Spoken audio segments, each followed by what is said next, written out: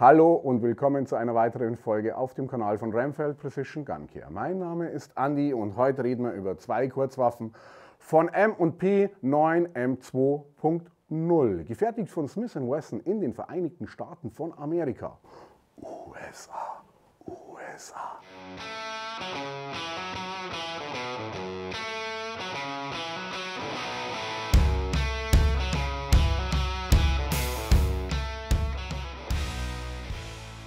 Wie sind beide Waffen ausgestattet? Grundsätzlich baugleich.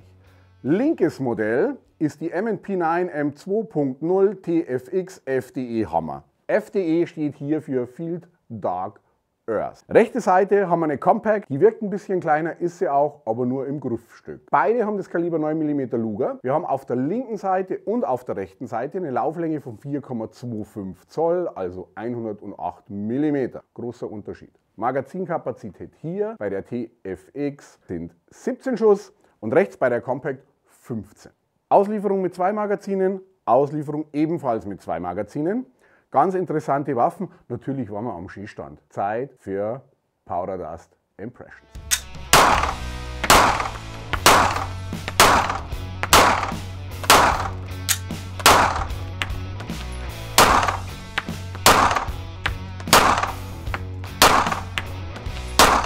Waffen sind überprüft, entladen, somit sicher, wir können handeln. Hier die TFX, 17 Schuss Magazinkapazität, hier die Compact, 15 Schuss Magazinkapazität, 17 Schuss. Diese Kunststoffe, Ringe, Verlängerungen, die machen nämlich Gap hier zu und somit haben wir lupenrein und einwandfrei zwei völlig baugleiche Waffen. Eine der zwei beiden müssen wir uns aussuchen. Ich entscheide mich für die MPTFX, einfach weil sie mir besser gefällt. Ich finde sie ultra cool. Um die Waffe zu reinigen, müssen wir sie zerlegen. Um sie zerlegen zu können, muss das Magazin raus, der Schlitten nach hinten, Magazin, Auswurfhebel drücken, übrigens Schlittenfanghebel beidseitig, über den Schlittenfanghebel nach oben drücken, Verschluss repidieren. Dann ist hier ein Zerlegehebel, das ist immer klasse, solche Zerlegehebel, weil sehr, sehr einfach, nach unten drücken, bis zum Endanschlag, dann die Waffe schließen und jetzt geht es mir nicht weiter. Jetzt passiert mir gar nichts. Abzug ziehen, abschlagen, dann geht der Schlitten nach vorne raus. Dann haben wir hier, wie bei jeder Pistole, oder bei den meisten, bei jeder ist ja nicht richtig, die Feder, den Lauf und den Verschluss. Hier gibt es am Ende des Tages nicht wirklich viel zu sagen. Die hat ein ganz nettes Features mit dabei. Die hat nämlich Werkzeug mit an Bord. Hier. Nicht nur Werkzeug, sondern ist auch die Verriegelung dieses Griffes hier. Um eine Viertelumdrehung drehen und dann können wir hier ein Werkzeug rausnehmen. Schaut mal. Griffstück weg. Anwendung liegt hier beim Zerlegen des Schlittens, um an den Schlagbolzen zu kommen. Da ist hier eine kleine Adapter- oder Verriegelungsplatte aus Kunststoff, die muss nach außen geschoben werden. Damit das geschehen kann, haben wir hier innen einen weißen Kunststoffring. Wenn man den mit dem Werkzeug nach unten drückt, lässt sich hier die Platte nach außen schieben. Man muss auch mit dem Daumen nichts fixieren. Hier in dieser Not hängt dieser Kunststoffring. Geht auch jetzt nicht raus. Damit wir den Schlagbolzen jetzt rausbringen, müssen wir hier die innenliegende Sicherung drücken. Passt auch das Werkzeug wieder ganz gut. Jetzt aber vorsichtshalber meinen Daumen drauf. Und hier drücken, dann kommt er raus.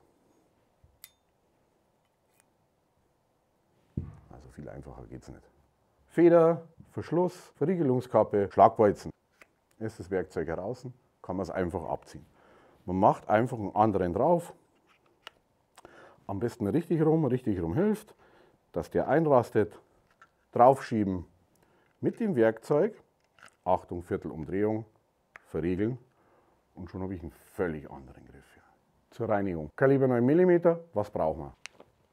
Ramfeld, Laufreinigungsfilze. Ramfeld Rope mit der Flex-Tip. Nylon- oder Messingbürste. Ich nehme meistens Nylon. So schlimm sind die Ablagerungen drin. Nicht auf der 9 mm, dass wir da Stress haben. Stück Putzstock aus Messing. Lag halt alles rum. Werkzeug. Okay, Lauf. Damit wir den Lauf sauber kriegen, brauchen wir Chemie. Wenn wir Chemie verwenden, immer, Leute, Handschuhe, wichtig. Druckluftspray, Kaltempfetter, runter mit dem alten Öl, neues Öl drauf. Los geht's. Lauf, Seil. Ich kann die Flex-Tip hier nehmen, also ist jetzt echt lustig. Schraubt die auf der anderen Seite auf, die Spitze. Das ist jetzt hier ein Empfetter. Das Seil ist so starr,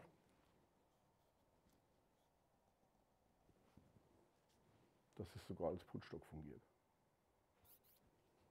Filz ab, Öllöser drauf, braucht man nicht mehr, kommt zur Seite. Das alte Öl raus und versuchen jetzt die Ablagerungen zu lösen. Hier einen Filz drauf, der wird mit Öl eingesprüht. Das ist relativ lang hier durchzuziehen. Aber dieses Öl lasse ich jetzt einwirken. Herstellerangabe, ich weiß es nicht genau, was sind, ich muss durchlesen, aber gebt ihm ein bisschen Zeit. Kaffee trinken, was auch immer, und das Öl jetzt hier die Ablagerungen unterwandern und angreifen kann. In der Zwischenzeit, solange der Lauf hier einwirkt, haben wir eine schöne Möglichkeit, uns den Rest anzugucken. Sprüht die Reiniger nicht so ein, dass es in die Systeme laufen kann. Also wie hier beim Schlagbolzen würde ich gar nichts einsprühen. Das tragen wir, wenn dann, hier über den Schlagbolzen ein. Was zu reinigen sind die Rails. Alte Öle, alte Fette machen wir ab. Hier die Nylonbürste, einfach weil ich nichts damit verkratze oder irgendwas schwierig zu reinigen ist. Ihr macht den Kaltempfetter drauf. Lasst ihn ganz kurz anlösen und nehmt sofort das Druckluftspray, bevor er abgedunstet ist. Er wird die gelösten Bestandteile nämlich jetzt aufnehmen. Luft, kalt. Vorsicht, sehr kalt.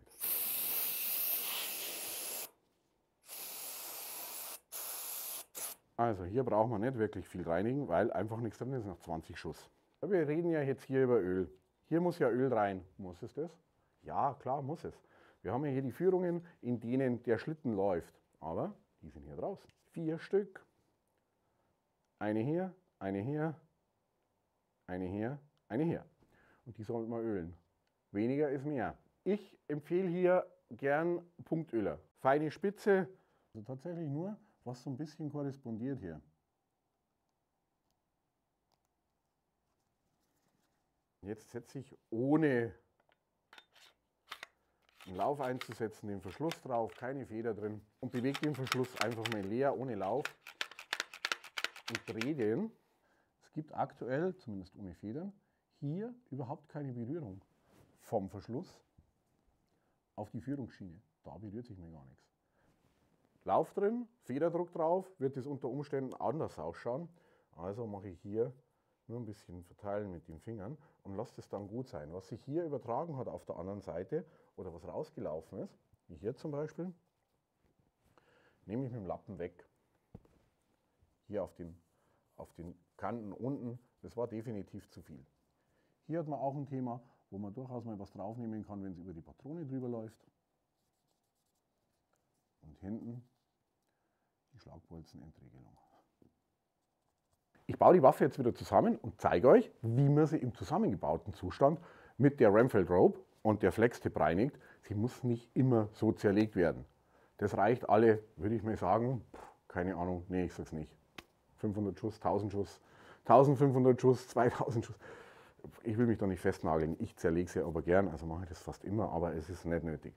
Sie geht so zusammen, wie sie auseinander ging. Schlagbolzen. Schaut nochmal, hier ist ein bisschen Öl, ein bisschen Fett drauf. Und das ist aber auch das, was reicht. Hier ist keinerlei Verschmutzung, kommt nichts ran. Schlagbolzen wird von hinten ins System eingeführt. Dann haben wir hier eine Blockade, geht nicht weiter. Hier brauchen wir dann wieder den Pin, den Verriegelungspin, vielmehr die Schlagbolzensicherung, die hier drin ist. Wir nehmen das Werkzeug, das ist cool, finde ich richtig gut. Den hier kurz reindrücken und dann geht er rein und verriegelt. Klick, drin ist er. Den versteckt man gleich wieder her. Dann verliere ich den nicht, mache ich nämlich auch gern. Jetzt muss die Verriegelungsplatte noch drauf. Dazu mit dem Finger oder mit dem Daumen diese weiße Hülse leicht nach unten drücken, die Platte hier in die Führungen einrasten lassen und einfach nach oben schieben. Klick. So ist alles wieder zusammengebaut, also ist echt einfach. Die ist richtig einfach zu zerlegen. Der Lauf. Lauf einsetzen, Feder einsetzen, nach vorne drücken, dann hält die den Lauf fest. Verschluss, darauf achten, dass der Hebel noch auf ist. Auf die Schienen drauf, nach hinten feststellen, Hebel zuschwenken, schließen. Fatsch. Fertig. Reinigung über die Schnur am Schießstand. Öffnen. Wir haben hier einen Filz, machen ein bisschen Öl drauf. Adapterspitze vorne aufgeschraubt. Wenn man jetzt über ein Auswurffenster von 9 mm den riesen Adapter reinschiebt, dann geht man tatsächlich hier sehr hart an die Wand vom Patronenlager. Ich mag jetzt mal anzweifeln, dass was passiert und dass man hier was kaputt macht, weil es Messing ist. Es ist einfach Messing. Messing ist weich, weiches Material, muss aber nicht sein. Man kann das Ganze vermeiden, indem man hier die Spitze abnimmt, zur Seite legt. Und jetzt hat man hier ganz schön die Möglichkeit, das Seil ohne Probleme, ohne Kratzer, ohne Widerstand übers Patronenlager in den Lauf einzuführen. Kurzwaffe, 1 Meter Seil, immer wieder spannend. Aber die andere Seite, dieses Stück hier ist von der Dimension so lang, dass es noch keinen Druck ausübt. Und jetzt sind wir hier in dem weichen Seil. Das wird ausweichen, ist auch gemantelt. Und so kann man den Filz wunderbar hier reinziehen, ohne dass wir ein Problem kriegen mit Verkratzungen hier am Auswurffenster. Das weiche Seil gibt einfach nach und es dreht sich. Schaut mal, ein bisschen Einwegzeit vom Öl und doch kriegt man noch ein bisschen was raus. Aber es sind halt nur 20 Schuss. 20 Schuss ist jetzt einfach nicht die Welt gewesen. Und warum ist hier die Rändelmutter mit dabei? Auch immer wieder gern genommene Frage. Diese Rändelmutter dient als Sicherung. Ist nur ein Filz aufgeschraubt. Braucht ihr weiter nichts. Der ist auf dem Holzgewinde drauf, da wird nichts passieren. Der bleibt, wo er ist. Habt ihr einen zweiten Filz drauf, dann steckt ihr den nur, komprimiert den leicht und dann sieht hier oben die Spitze ganz leicht raus. Das sind 1, 2 Gewindegänge. Und mehr muss diese Rändelmutter zur Sicherung auch nicht greifen. Die hat nämlich keinerlei Belastung. Von oben ein bisschen draufdrücken und 1 oder 2 Umdrehungen. Und dann habt ihr einfach die doppelte Reinigungsfläche. 2 Filze reinigen mehr als einer. 2 Filze drauf, weniger durchziehen. 1 Filz drauf, öfter durchziehen. Aber könnt ihr handhaben, wie ihr wollt. Messingbürste. Auch das geht mit dem Seil. Geht umzuziehen auf die Flexhip. Ist aber hier unmöglich ins System einzuziehen. Es ist einfach erheblich zu lang. Also muss sie ausgebaut werden. Muss der Lauf ausgebaut werden. Aber auch hier für die kurzen Läufe braucht ihr keinen Putzstock, weil Spitze ab,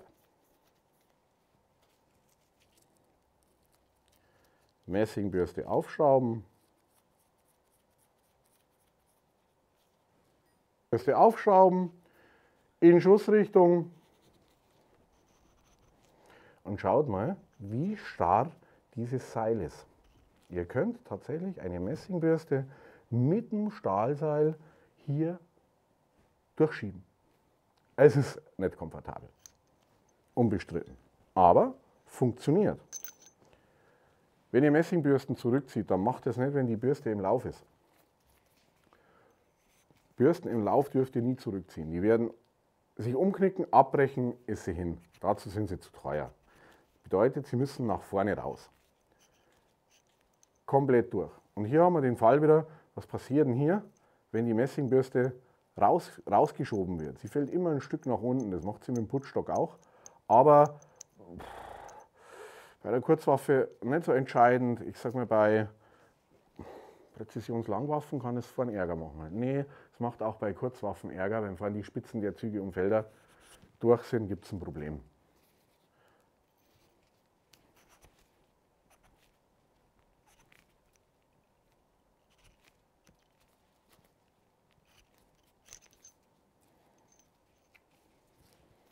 Und ich brauche hier keine weitere Zughilfe. Schneidet mich nicht so ein, dass es hier wehtut an der Hand. Ist tatsächlich nicht so. Okay? Wunderbar, wir setzen sie wieder zusammen. Nochmal. Lauf einsetzen. Feder drauf.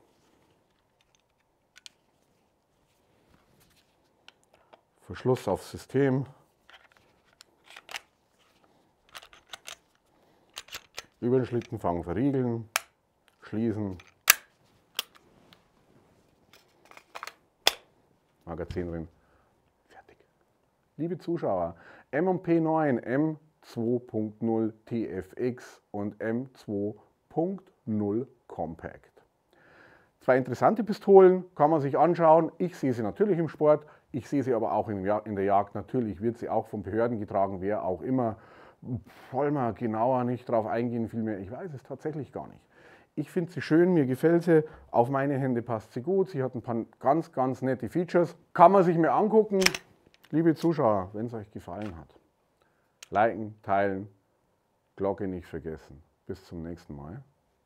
Euer Andi von Ramfeld Precision Gun.